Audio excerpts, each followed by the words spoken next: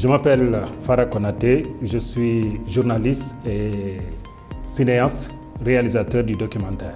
En fait, je suis né ici, entre le fleuve et l'océan.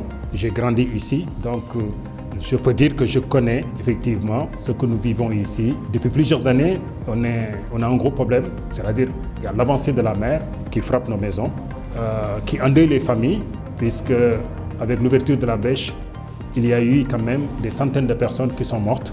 Je lis la brèche et l'avancée de la mer. Pour nous, c'est la même chose, parce qu'à l'époque, il n'y avait pas la mer ici à côté de chez nous. Mais aujourd'hui, la mer est à 2 pas de nos maisons et est en train de tout détruire. Nous, population, on ne connaît que la mer. On a le fleuve pour pêcher, on a la mer aussi pour pêcher.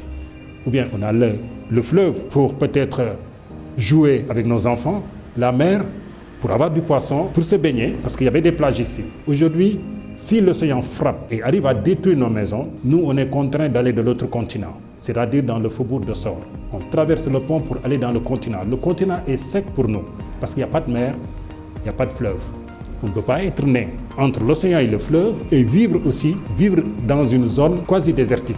Aujourd'hui, des parents pêcheurs habitent au site de Hariala. En Wolof, c'est attendre Dieu.